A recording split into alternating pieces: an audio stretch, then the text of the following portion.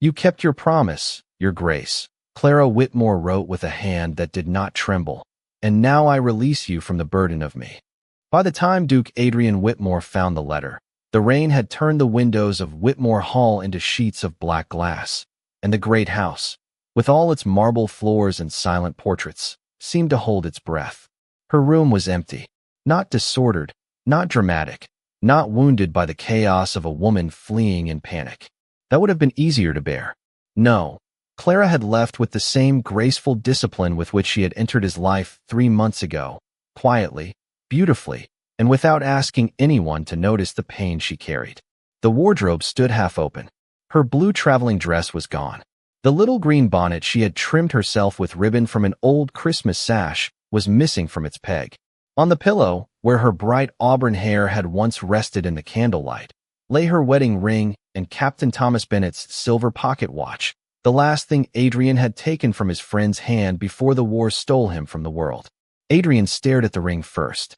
It was small, plain, chosen in haste, bought for duty rather than tenderness, and yet the sight of it lying abandoned on white linen struck him harder than any accusation.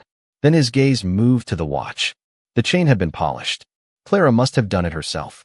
Of course she had. Clara Bennet, now Duchess of Whitmore by law and stranger by his own making, had a way of bringing life back to forgotten things. A cracked vase, a neglected garden, a nervous maid, a silent room. Even this house, which had spent years wrapped in mourning and pride, had begun to change beneath her hands. She had laughed in the kitchen with the cook as though duchesses had always belonged beside flower-dusted tables. She had crossed the village square with her head high while old women whispered that no spinster should look so lovely after 29. She had taught the stable boy's little sister to read by the fire. She had filled the east corridor with flowers even after he told her there was no need. There was always need, she had answered, smiling, as if the world had not tried to make her smaller. Adrian had admired that smile from doorways, from stair landings, from the far end of dinner tables where he sat like a judge over a sentence neither of them deserved. He had told himself distance was mercy. He had told himself she deserved freedom from a man haunted by promises made beside a dying friend. He had told himself he had married her for Thomas, nothing more. But now the room smelled faintly of lavender soap, rainwater, and absence, and every lie he had used to survive collapsed at once. He crossed to the writing desk and picked up the letter again. Her handwriting was elegant, lively, unmistakably hers, each curve holding the courage of a woman who had refused to let loneliness make her bitter. My lord, it continued, I am grateful for the protection you gave me when others would have sold my future for comfort and called it kindness. I know now that I have been living inside a promise meant for my brother, not a love meant for me. Please do not follow. You owe Thomas nothing more. You owe me nothing at all. Adrian's hand tightened around the page until the paper bent. Beyond the door, thunder rolled over the dark Virginia hills, shaking the old panes in their leaded frames. Somewhere below, the front door groaned in the wind, and for one terrible second he imagined Clara stepping into the storm alone, her cloak pulled around her slender shoulders, her face pale but determined beneath that ridiculous green bonnet, her blue eyes bright with tears she would never allow anyone to see fall. She was beautiful, not in the fragile, ornamental way society praised and then destroyed, but in the living way, the impossible way, the way sunlight appears after a week of rain and makes even old stone look forgiven. She had been called a spinster because no man had been wise enough to recognize grace before it stopped waiting. And he, Adrian Whitmore, Duke by blood, coward by silence, had been given the honor of her hand and had treated it like a debt. The door opened behind him. Mrs. Hale, the housekeeper, stood there with a candle trembling in her grip. Her usually stern face had gone pale. Your Grace, she said. Softly, the north carriage road is washed out, and James says the early train may still leave from Ashford Station if the bridge holds. Adrian turned, and whatever Mrs. Hale saw in his face made her fall silent. For 3 months he had moved through this house as though grief had carved him from winter itself. Controlled, courteous, untouchable. But now the mask was gone. In its place stood a man who had just discovered that the woman he had refused to love had taken his heart with her when she left. Saddle midnight, he said. Your Grace, in this storm? Now, Mrs. Hale dipped her head and disappeared. Adrian looked once more at the ring in his palm, then at Thomas's watch, its hands ticking with cruel steadiness, as though time had not just split his life in two. He slipped the ring into his coat pocket and closed his fist around the watch. "Forgive me, Thomas," he whispered into the empty room, though he no longer knew whether he was speaking to the dead friend he had failed or the living woman he had wounded. Then he walked into the corridor, past the dark portraits and the cold lamps, and the house Clara had nearly taught to breathe again. At the foot of the grand staircase, wind struck the windows so sharply that the candles shivered. Adrian did not pause. For the first time since the night of the promise, he was not moving because of duty. He was moving because Clara was gone, and the thought of a world without her laughter in it felt less like freedom than a locked door closing forever. 3 months earlier, before Clara Whitmore left her ring on a pillow and vanished into the rain, there had been another storm, far from Virginia, on a gray autumn evening outside a military hospital near the Chesapeake coast. The wind off the bay carried the smell of salt, wet wool, and dying leaves, and Duke Adrian Whitmore stood beneath a narrow porch with Captain Thomas Bennet's silver pocket watch clenched in his hand. The watch had stopped at 4:17. He had not yet found the courage to wind it. Inside the small white room behind him, Thomas Bennet lay against clean pillows, too pale for a man who had once laughed louder than any church bell and ridden across open fields as if the whole earth had been made for his joy. No sound of battle reached that place now. Only rain. Only the soft step of nurses in the hall. Only the terrible patience of a clock on the wall that continued when all human prayers seemed to falter. Thomas turned his head when Adrian entered, and even then, even with his strength fading, he smiled as if he had caught his friend arriving late to dinner. "You look worse than I do, Whitmore," he whispered. Adrian crossed the room in 3 measured steps, though each one felt like walking through water. "That is because you have always been vain, Bennet." Thomas's faint laugh broke into a breath. Adrian looked away. He had given commands in thunder, faced ruin with a still face, and stood before men who expected him to be made of iron. But he could not bear the sight of Thomas trying to make death polite. On the bedside table lay a small framed photograph of Clara Bennet, taken years before in Richmond, her auburn hair pinned too neatly to tame its natural brightness, her eyes full of mischief, her mouth holding the beginning of a smile that looked ready to become laughter. Adrian had seen that photograph before. Thomas carried it everywhere. "My sister," he would say, with pride so tender it softened even his roughest moods. "She raised me better than I deserved." Clara had been 29 then, unmarried, clever, beautiful, and far too alive for the drawing rooms that called her a spinster simply because no ordinary man had managed to keep pace with her spirit. Adrian had met her only twice before the war swallowed the best years of everyone's lives. Once at a winter supper where she had argued cheerfully with a judge about poor children needing books more than sermons. Once in a garden where she had laughed at Adrian's formal bow and told him no flower could bloom properly while being inspected like a regiment. He had remembered that laugh longer than honor allowed. Thomas reached for the photograph, but his hand trembled. Adrian picked it up and placed it gently in his palm. The captain's smile faded. "Clara has no one after me. She has cousins. She has vultures with family names." Adrian said nothing because both men knew it was true. The Bennet estate had been thinning for years, all polish and no foundation, and Clara had spent her youth keeping dignity stitched over poverty with bright thread and brave hands. Thomas swallowed with effort. "Promise me you will see her safe." Adrian's jaw tightened. "I will provide for her." "No, not from a distance. They will take her money, her name, her choices, and thank her for being sensible while they do it. She will smile through it, because Clara smiles when people are cruel. That is how she keeps from letting them win."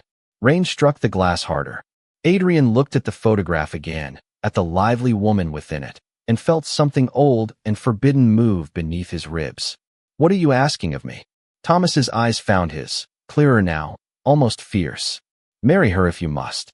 The words entered the room quietly, but they changed its shape forever. Adrian stepped back. "Thomas, you are the only man I trust not to break her." A bitter pain crossed Adrian's face. "You trust too generously." "No," Thomas whispered. "I trust the part of you that you hide." For a moment, there was only the rain and the ticking clock. Adrian thought of Clara standing alone among relatives who would measure her worth in dowry and obedience. He thought of her laugh in the garden. He thought of Thomas, who had given him friendship without calculation in a world built upon it. At last he bowed his head. "I promise." Thomas closed his eyes, and peace, faint but real, passed over his face. "Do not make her feel like Charity," he murmured. "She would rather sleep in the cold than be pitied." Adrian tried to answer, but the words would not come. He only took his friend's hand, careful, reverent, as if strength could be loaned through touch. Thomas's fingers tightened once around his. "And Whitmore," he breathed, so softly Adrian had to lean closer. "If she laughs again, do not stand too far away to hear it." By dawn, the rain had stopped. The bay lay silver beneath a washed and silent sky.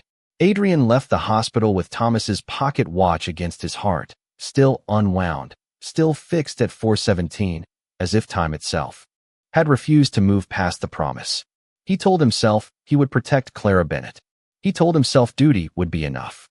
He did not yet understand that a promise made to the dead can become a prison for the living when love is forced to enter it on its knees. Clara Bennett received the news of her brother's passing on a Tuesday morning, when sunlight lay across the parlor floor in bright, merciless squares, and the house smelled faintly of lemon polish, old roses, and unpaid bills. She did not collapse. She did not cry before the messenger. She read the letter once, then twice, her blue eyes moving steadily over the words until every line had entered her like winter. Only when the young man had gone and the front door had closed behind him did she press Thomas's last note against her chest and stand very still in the middle of the room, as if movement would make the world true. Her aunt, Mrs. Evelyn Mercer, watched from the sofa with a black handkerchief already prepared, though her grief was of the social kind, careful and visible.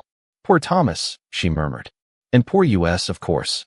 This leaves matters in a most difficult position." Clara lifted her head.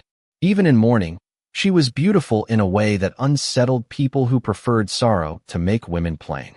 Her auburn hair had loosened from its pins, catching the morning light in warm sparks, and her face, though pale, held the vividness of a person who had always answered cruelty with motion, work, wit, and grace. "Thomas is dead," she said quietly. "The accounts can wait 1 hour." Mrs. Mercer sighed, as if Clara had made an impractical request at a dinner table. "My dear, sentiment is a luxury for women who have husbands." By evening, the relatives had gathered. Cousins arrived with solemn faces and quick eyes. An uncle Clara had not seen in 7 years examined the silver candlesticks, as if estimating their value for a funeral fund. The house, once merely tired, became crowded with whispers. They spoke of debts. They spoke of propriety. They spoke of Clara's age in the delicate tones reserved for illness. 29. Unmarried. No dowry worth naming. Too spirited for obedient usefulness. 2. Poor for romantic rescue. Clara moved among them with a tray of tea because no one else thought to offer any, smiling softly when thanked, laughing once when little Emma Mercer spilled sugar on the rug and looked ready to weep. "There," Clara said, kneeling to help the child gather the white crystals into a napkin. "Now the carpet has tasted something sweeter than dust." Emma giggled. Several adults frowned. They had always disliked Clara's brightness. It made their smallness too visible. 2 days after the funeral, Mrs. Mercer summoned Clara to the front parlor, where a gentleman named Mr. Alcott waited beside the fireplace. He was not old enough to be harmless, not young enough to be hopeful, and his smile had the polished patience of a man accustomed to buying what circumstances forced others to sell. Clara stopped in the doorway. Her black dress was simple, mended at one cuff, but she wore it with such natural dignity that even the faded wallpaper seemed ashamed of itself. "Aunt Evelyn," she said, "why is Mr. Alcott here?" Mrs. Mercer folded her hands. "To discuss your future." Clara looked from one face to the other. "I was not aware my future had requested a committee." Mr. Alcott chuckled. "Still lively, I see. That can be charming, in moderation." Clara's smile remained, but something cooled behind it. Mrs. Mercer's voice sharpened beneath its sweetness. "You must be realistic. Thomas is gone. This house cannot keep you. Mr. Alcott has expressed generous willingness to offer marriage, security, and a respectable home in Maryland." "In exchange for what?" Clara asked. "Clara." "No, Aunt. I find that when men are praised for generosity, there is usually a price hidden under the ribbon. Mr. Alcott's eyes narrowed. Mrs. Mercer rose, anger flushing her cheeks. You are a spinster without fortune. Do not behave as though choices are lining up at the door. The room went silent. Outside, carriage wheels sounded on the gravel drive, but no one moved. Clara stood in the center of the parlor, her hands clasped before her, her grief still fresh, her pride still intact. For one breath, the word hung over her. Spinster. Not a description. A verdict. Then the butler opened the door, pale with surprise. His Grace, Duke Adrian Whitmore. Adrian entered wearing a dark traveling coat, still damp from the road, his expression controlled, his eyes shadowed by sleeplessness. The room changed at once. Relatives straightened. Mr. Alcott stepped back. Clara did not move.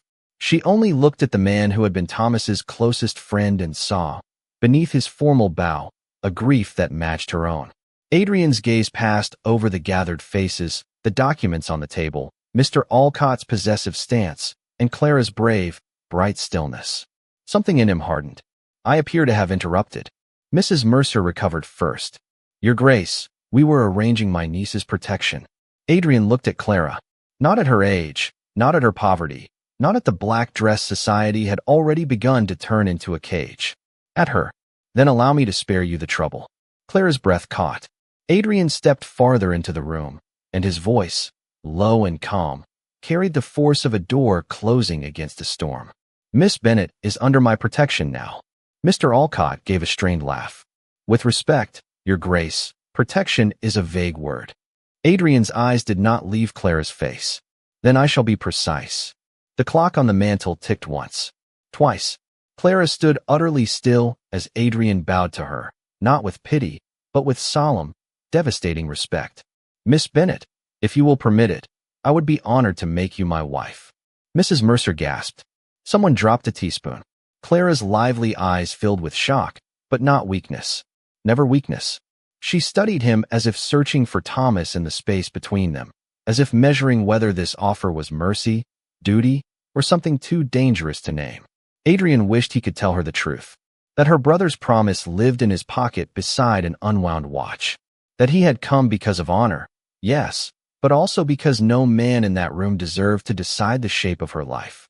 Instead, he held out his hand. Clara looked at it for a long moment. Then, with the dignity of a woman the world had tried and failed to diminish, she placed her fingers in his. They were cold. They were steady. And when she spoke, her voice was clear enough to silence every whisper in the room. Very well, Your Grace. But understand this. I will accept rescue. I will not accept pity. For the first time since Thomas died, something like pain and admiration crossed Adrian's face. Nor would I dare offer it. The wedding took place 6 days later in a small stone church outside Richmond, beneath a sky so pale it looked as though winter had breathed across the sun. There were no garlands except a few white roses Clara had arranged herself before dawn, because even on the morning of her own uncertain marriage, she could not bear a room to look unloved. There were no crowds beyond the necessary witnesses, a tight-lipped rector, Mrs. Mercer wearing injured dignity like mourning lace, and 3 relatives who stared at Clara as if she had performed a magic trick by becoming a duchess after they had decided she was finished. Clara stood at the altar in a cream dress that had once belonged to her mother, carefully altered by her own quick hands. A narrow ribbon of pale blue silk lay at her throat, not costly, not fashionable, but lovely against her fair skin and bright auburn hair. She looked younger than 29 when the light touched her face, not because grief had spared her, but because something lively in her refused to be buried. Adrian noticed it and hated himself for noticing. He stood beside her in dark formal clothes, solemn as a man receiving sentence. When the rector asked for the vows, Adrian spoke clearly. Clara did the same.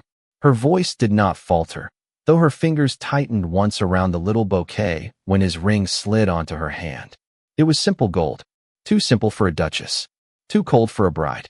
Yet she looked down at it with an expression he could not read, half wonder, half farewell. When the ceremony ended, Mrs. Mercer kissed the air near Clara's cheek and whispered, "You are fortunate, my dear. Very fortunate." Clara smiled, bright and sharp as a candle flame. "Then I shall try not to embarrass fortune." Adrian turned away before anyone could see the corner of his mouth move. Outside, the carriage waited. Clara paused at the church gate to look back. Not at her relatives, not at the road she was leaving, but at the patch of earth where Thomas had been laid beneath a young oak. The wind stirred her veil. For a moment, Adrian thought she might run to the grave and break at last. Instead, she bowed her head, touched 2 fingers to her lips, and lifted them toward the distance. "Goodbye, Tommy," she whispered. The name struck Adrian harder than accusation. He offered his arm. Clara placed her hand upon it with graceful composure, and together they entered a life neither of them had chosen for love. The journey to Whitmore Hall took nearly 5 hours over wet roads and rolling Virginia countryside. Clara watched the fields pass in silence for the first 20 miles, then began asking practical questions about the estate, the tenants, the household staff, the nearest village, the number of children who attended the parish school. Adrian answered each one with stiff politeness, surprised despite himself by her quick mind and cheerful persistence. She was not filling silence because she feared it. She was mapping the world into which she had been placed, as if refusing to be merely set down like furniture. When the carriage finally crested the last hill, Whitmore Hall appeared in the blue dusk, vast and gray, its tall windows catching the last light like tired eyes. Ivy clung to the east wing. Bare trees lined the drive. The house had dignity, wealth, and the unmistakable sorrow of a place where laughter had not been expected for years. Clara leaned forward, her breath soft against the glass. "It is beautiful," she said. Adrian looked at the dark stone walls and thought of empty rooms, closed curtains, and a library he had not entered since Thomas's final letter arrived. "It is old," he replied. Clara glanced at him, and a little smile touched her mouth. "Most beautiful things are, if they have survived honestly." He had no answer for that. The servants waited in the entrance hall, their faces arranged in careful curiosity. Mrs. Hale, the housekeeper, curtsied first, and Clara immediately stepped toward her with both hands extended, startling the older woman into a blink. "Mrs. Hale, I am very glad to meet you. Please do not look so worried. I promise I do not intend to rearrange the household before supper." A ripple of nervous amusement passed through the staff. Adrian watched the impossible thing happen. Warmth entered the hall. Not much, just enough to be dangerous. Dinner was served in the long dining room, where Clara sat opposite him beneath portraits of unsmiling ancestors. Candlelight trembled along the silver. Rain whispered against the windows. She tried 3 times to begin a conversation, and 3 times Adrian answered with courtesy, so cold it could have been carved from the marble fireplace. At last she set down her fork and looked at him directly. "Your Grace, I understand what this marriage is." Adrian's hand still beside his glass. "Do you?" "Yes. It is shelter built from a promise. I am grateful for the roof, but I will not pretend it is a garden." Her honesty moved through him like a blade wrapped in silk. "You will have every comfort due to your position," he said. Clara's eyes remained bright, though not untouched by hurt. "And will I have a friend?" The question was gentle. That made it worse. Adrian saw Thomas's face, heard his fading voice, felt the weight of the watch in his pocket. "If she laughs again, do not stand too far away to hear it." He rose too quickly. "I think it best that we proceed with clarity. Your rooms are in the west wing. Mine are in the north. The household will respect you as Duchess of Whitmore. I will never allow anyone to insult or endanger you. Beyond that, I ask only that you do not expect more from me than I am able to give." Clara went very still. Then she smiled, not brightly this time, but bravely. "How considerate of you to warn me before I became foolish." Shame tightened his throat, but he bowed and left her there, alone with the candles and the rain. Much later, after the house had fallen silent, Adrian found himself standing outside her closed door, one hand lifted and unmoving in the dark. From within came the faintest sound of Clara humming, soft, unsteady, determined not to cry. He stood there until the candle in the corridor burned low. Then he lowered his hand and walked away, telling himself distance was kindness, while behind him, on the other side of the door, his wife learned the shape of loneliness in a house that already knew it too well. For the first week of her marriage, Clara Whitmore treated Whitmore Hall as if it were a shy creature that might come closer if approached with patience. She did not demand changes. She did not enter locked rooms. She did not ask why the north wing remained unlit after sunset or why no music was played in a house that owned 3 pianos. She simply moved through the gray stone corridors with a basket of keys at her wrist, a smile for every servant, and a kind of cheerful courage that unsettled the silence more effectively than any command. By the second week, fresh curtains appeared in the breakfast room. By the third, the kitchen maids were laughing again because Clara had burned her own toast while trying to learn how Mrs. Hale preferred the stove managed. By the fourth, 2 tenant children were sitting at the long table in the old morning room, sounding out words from primers Clara had found in a dusty cabinet. Adrian observed these changes from a distance, as a man might watch spring arrive at a graveyard and feel both wonder and resentment. She was everywhere, not loudly, never carelessly, but in the polished brass of the front door, in the bowl of late roses by the stairs, in the blue ribbon tied around the cracked handle of a serving tray, in the warm greeting that made the youngest footman stand taller when she remembered his name. Whitmore Hall had once obeyed Adrian's grief. Now it had begun, treacherously, to answer Clara's life. One cold afternoon, while rain brushed softly against the windows, Adrian found her outside the locked library, kneeling on the carpet with a ring of household keys spread around her like small silver moons. She wore a dark green dress, plain but becoming, and her auburn hair had escaped its pins in bright curls at her temples. "May I ask," he said from the end of the corridor, "whether you are breaking into my library?" Clara looked up, not guilty, only amused. "I prefer to call it negotiating with a stubborn door.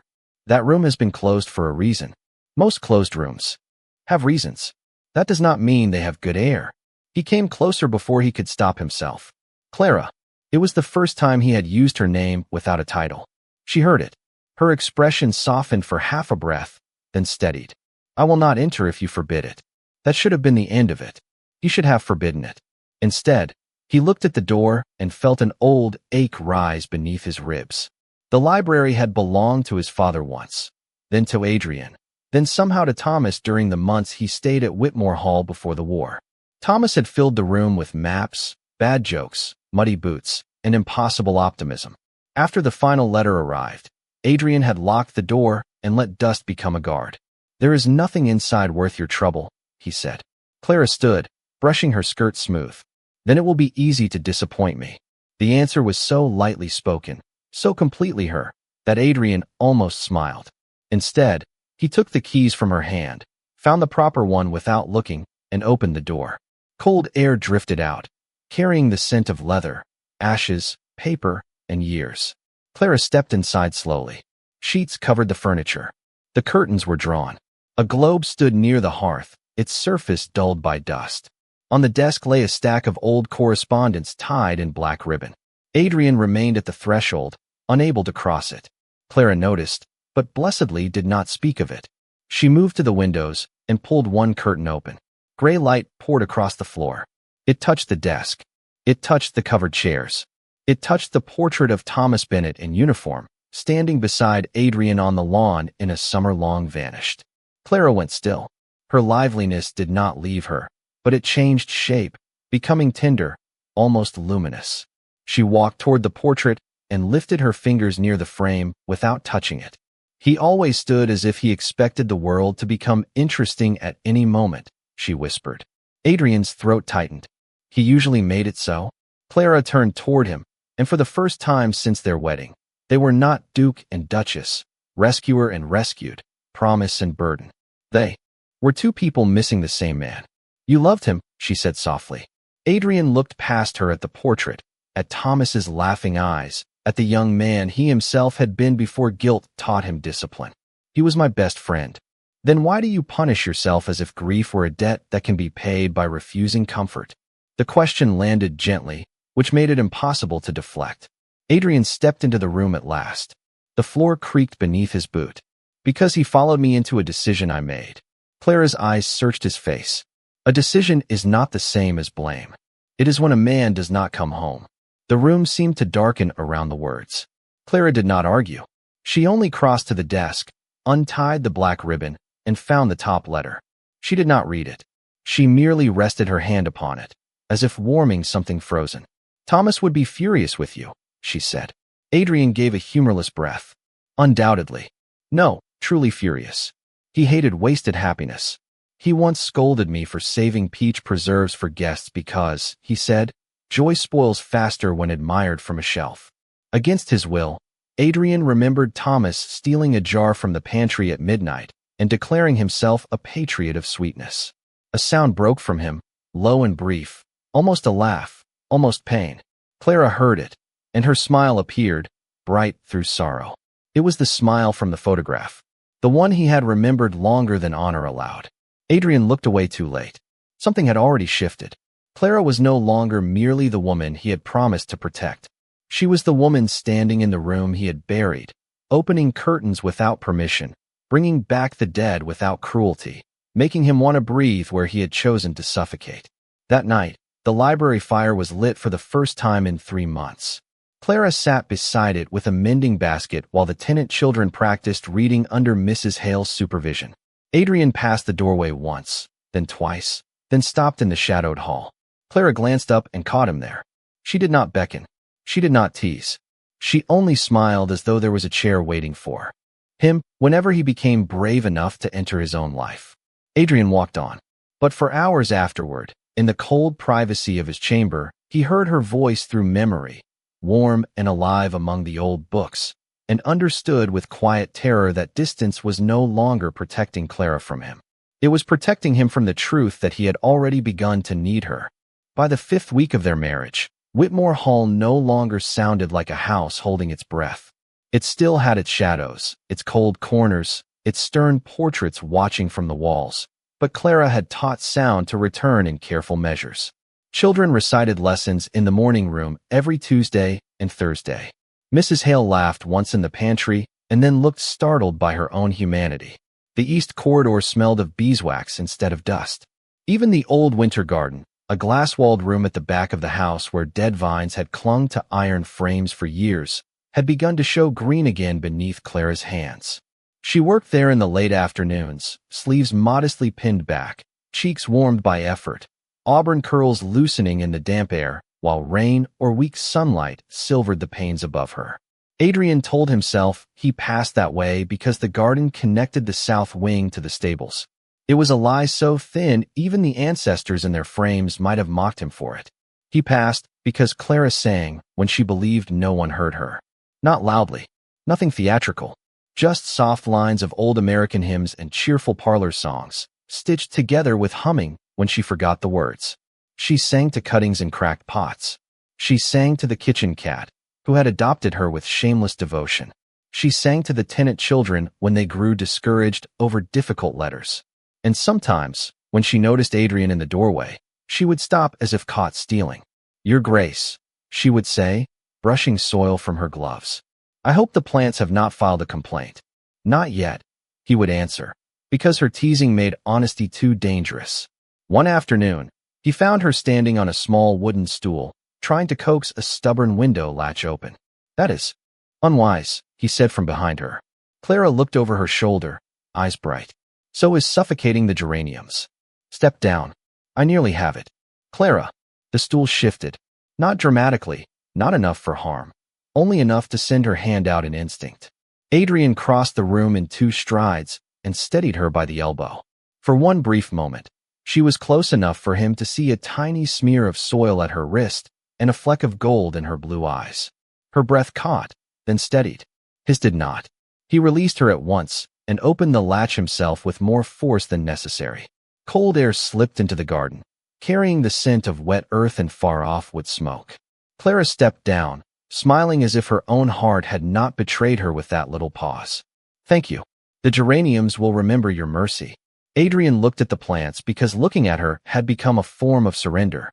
"You spend a great deal of time rescuing things that may not bloom. Most things bloom late when they have been neglected." The answer was simple. It ruined him. That evening, during dinner, Clara spoke of the village school with lively enthusiasm, describing little Emma Mercer's progress, the stable boy's sister reading her first full sentence, and the possibility of ordering 12 more primers from Richmond if Adrian approved the expense.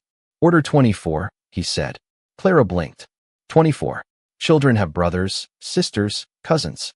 You will find a use for them." Her smile came slowly, surprised and radiant. That is very generous. It is practical. Of course, she said, though amusement warmed her voice. Heaven forbid generosity enter by the front door without a practical coat. Adrian nearly smiled. Nearly.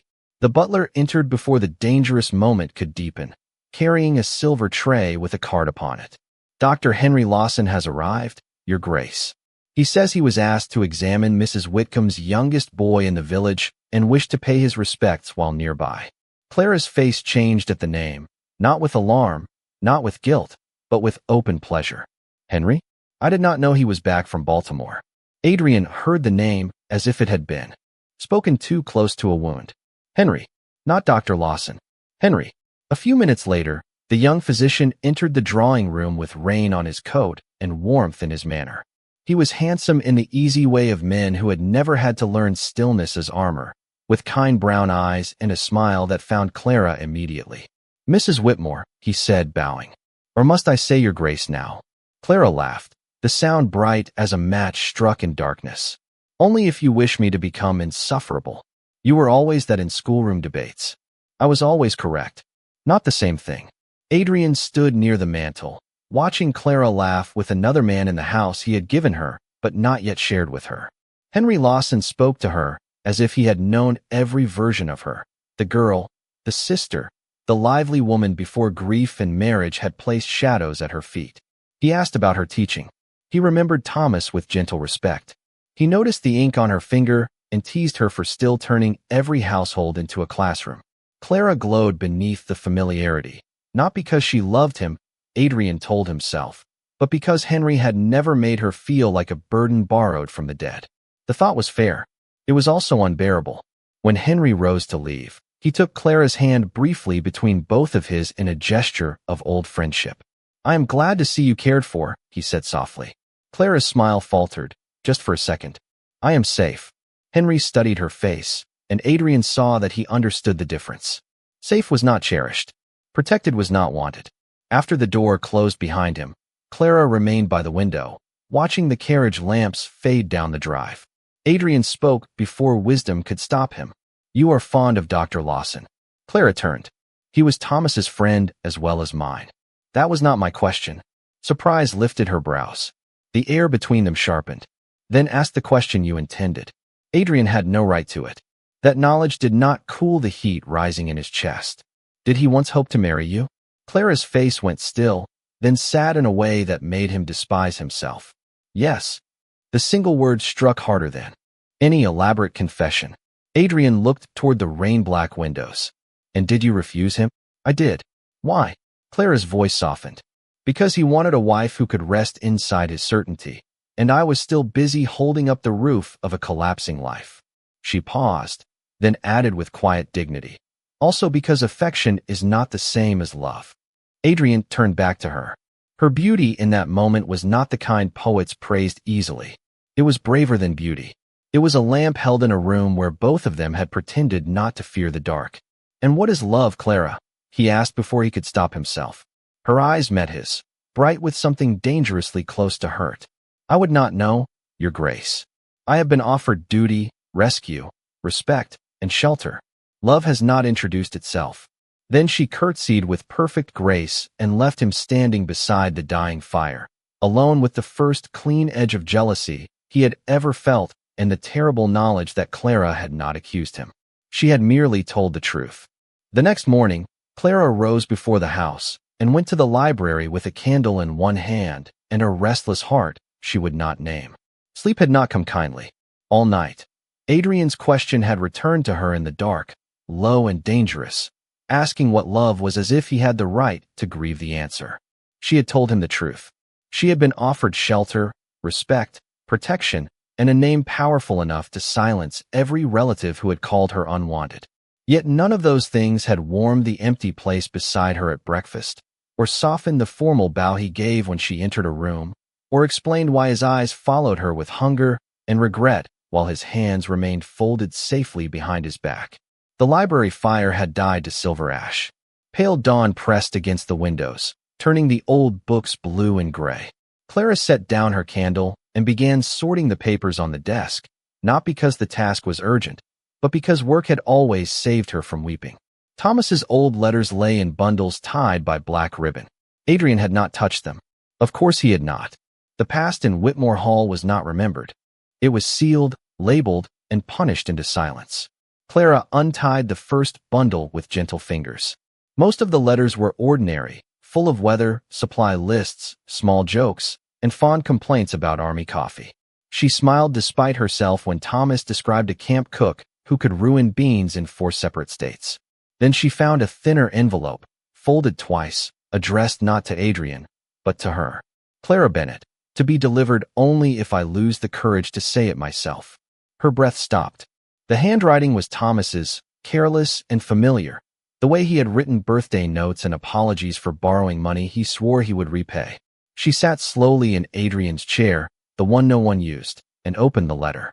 My dearest Clara, it began, if you are reading this, then your troublesome brother has finally done something dramatic enough to be remembered. Do not cry too long. I know you. You will try to turn grief into housework, and everyone will praise your bravery while failing to notice your loneliness. Clara pressed a hand to her mouth, but a small broken laugh escaped anyway. The letter blurred. She blinked hard and read on. There is something I should have told you before pride and timing made cowards of better men. Whitmore admires you. No, that is too weak a word, and you would scold me for imprecision. He looks toward every door after your name is spoken, as if expecting sunlight to enter. He remembers everything you say and pretends not to. He has loved you in the only way a wounded gentleman knows how, silently, inconveniently, and with enough discipline to make himself miserable. Clara went utterly still. Outside, a bird called from the wet garden. Somewhere in the house, a maid opened shutters with a soft wooden clack. The world continued, though hers had tilted beneath her feet. Thomas had known. Adrian had loved her before the promise, before the parlor, before the cold wedding, before the separate rooms and careful distance that had made her feel like a kindness he regretted performing. She read the final lines with trembling care. If he offers you duty, do not mistake it for the full size of his heart. He hides behind honor when he is afraid. Make him speak plainly, Clara. You were never born to live as a footnote in another man's guilt. The door opened. Clara looked up, the letter still in her hands. Adrian stood at the threshold, dressed for riding, rain-dark hair falling slightly over his brow. His gaze moved from her face to the paper, and all color left him. Where did you find that? He asked. Not angry. Afraid. Clara rose.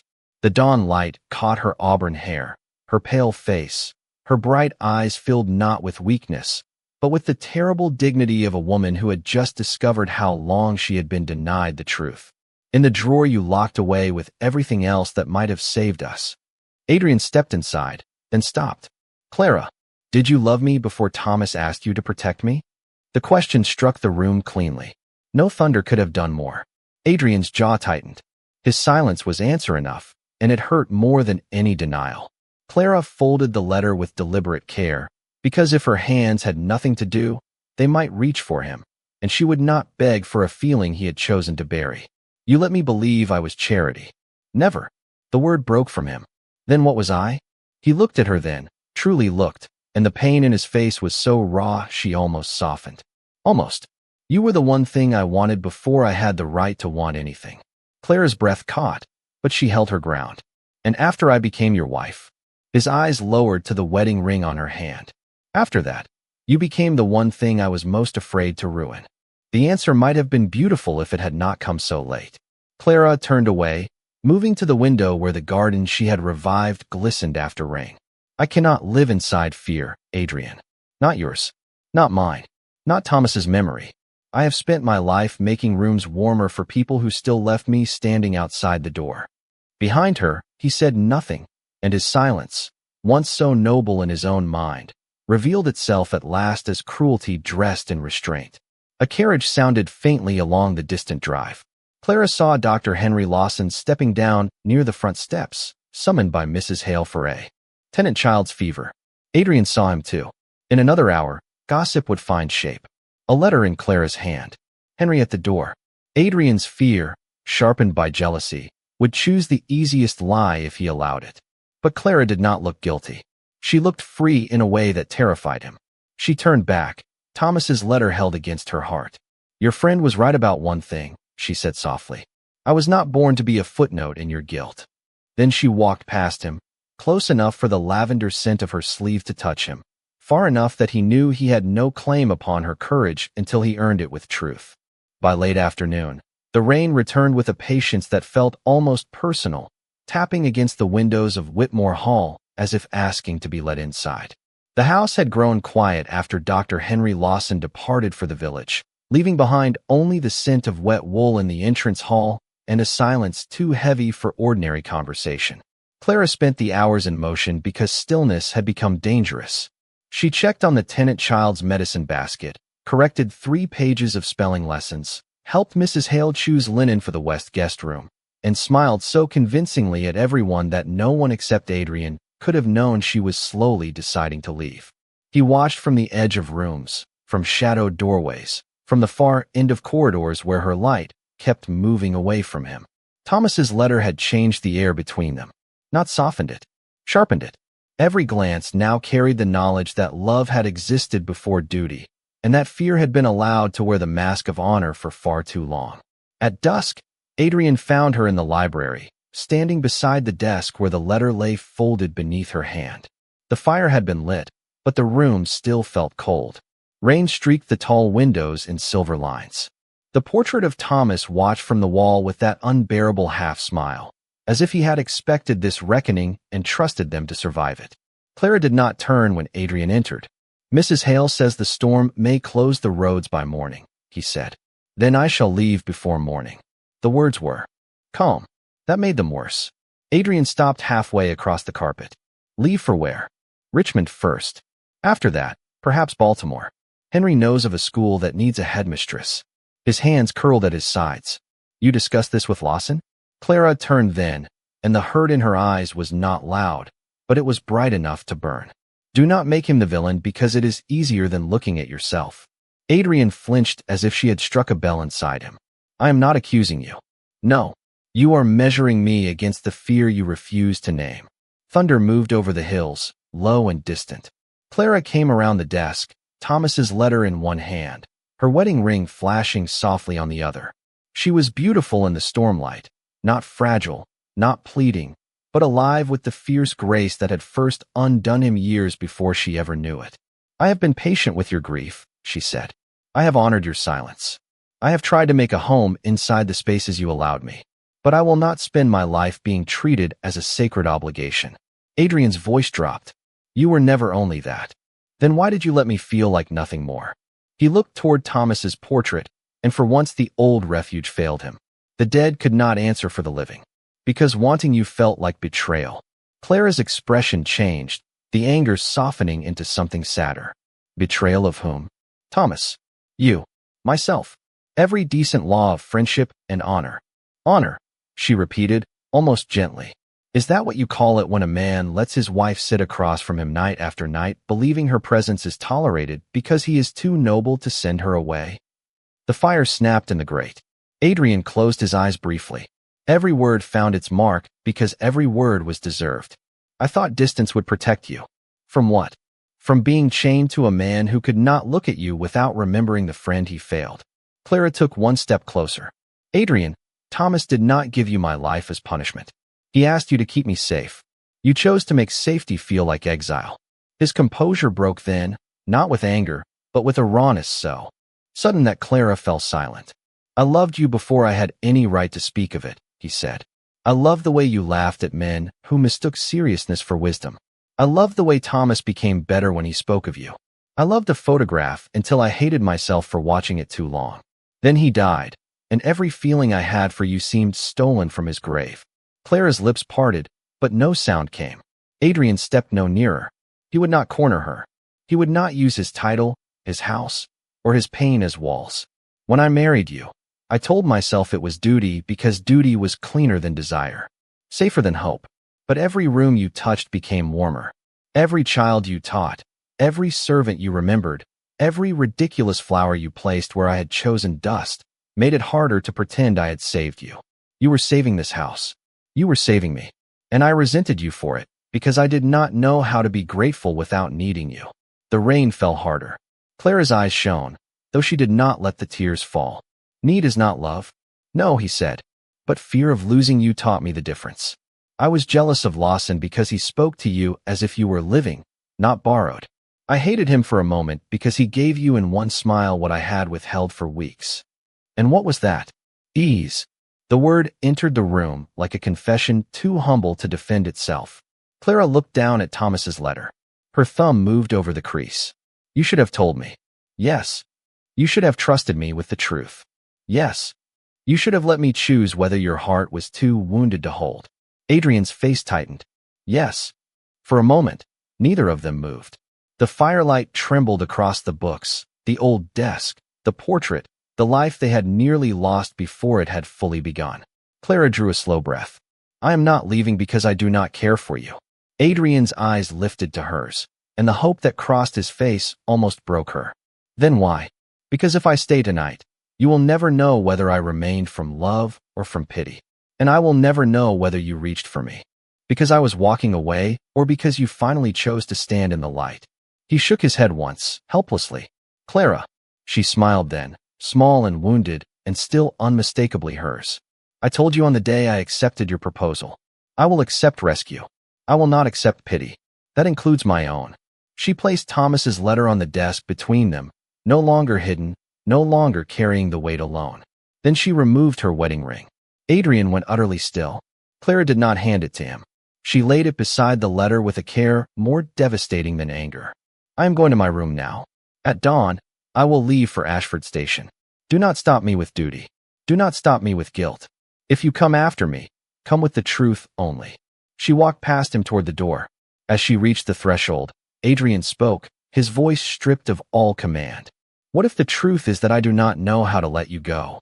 Clara paused, but did not turn. Then learn whether that is love, your grace, or only fear arriving late. Then she left him alone in the library with the storm, the ring, the letter, and the portrait of the friend who had once trusted him to protect a woman he had nearly lost by refusing to love her bravely. At dawn, Whitmore Hall stood under a pale gray sky, washed clean by rain and left colder for it. Clara descended the grand staircase in her blue traveling dress with the little green bonnet tied beneath her chin, carrying one small valise and nothing more than she could lift without help. Mrs. Hale waited in the entrance hall with red eyes and a parcel of bread, cheese, and apples wrapped in a white cloth. Clara took it with both hands, then kissed the older woman's cheek before either of them could pretend not to be moved. Thank you for making this house kind to me, Clara whispered. Mrs. Hale pressed her lips together. It was you who made it kind, Your Grace. Clara almost corrected the title, but the words failed her. Outside, the carriage waited under dripping bare branches, its lamps still burning in the blue morning dimness. She did not look toward the library windows. She did not ask whether Adrian had slept, because she knew he had not. Neither had she. All night she had sat beside the cold hearth in her room, listening to the house settle and ache around her, wondering whether love could arrive too late and still be true. When the carriage pulled away, Whitmore Hall receded behind mist and wet stone, no longer a prison, not yet a home. Clara kept her gloved hands folded in her lap and did not cry. Crying would have made leaving easier, and she had chosen a harder mercy. Ashford Station lay 12 miles away, a modest brick building beside a shining track, its platform slick with rain and crowded with farmers, trunks, umbrellas, and the restless steam of the early train. Clara stepped down from the carriage just as the engine gave a low warning whistle. For a moment, ordinary life moved around her with almost cruel indifference. A mother buttoned her child's coat. A porter shouted about luggage. A newspaper boy called the Richmond headlines. Clara stood among them with Thomas's final letter folded in her reticule and an ache behind her ribs that no dignity could smooth. She purchased one ticket to Richmond. The clerk slid it across the counter. Her fingers touched the paper, and something inside her whispered that a ticket could be both escape and test. She walked to the platform as the train breathed clouds of white into the morning. Then she heard a horse. Not one horse on a road, but the sharp, urgent rhythm of a rider who had forgotten every rule of caution. Heads turned. A black stallion came up the muddy lane beside the station, its flanks dark with rain, and Adrian Whitmore swung down before the animal had fully stilled. He wore no hat. His coat was unbuttoned. Mud marked the polished leather of his boots. Every inch of him looked stripped of dukedom, rank, and command, leaving only the man beneath, breathless and unguarded. Clara's heart betrayed her at once. Adrian saw her near the platform edge, and for a moment he simply stopped, as if the sight of her there had answered and condemned him in the same breath. Then he walked toward her, not quickly, not possessively, but with the careful reverence of a man approaching something he had no right to seize. The station, quieted by degrees. Clara lifted her chin. "I told you not to stop me with duty." "I know." His voice was rough from the cold air. "Or guilt." "I know." "Then why are you here?" Adrian reached into his coat and drew out Thomas's silver pocket watch. Clara's breath caught. He held it between them, rain glistening on the worn metal case. "I came to return what I have been hiding behind." The train hissed beside them. A bell rang once. Adrian did not look away from her.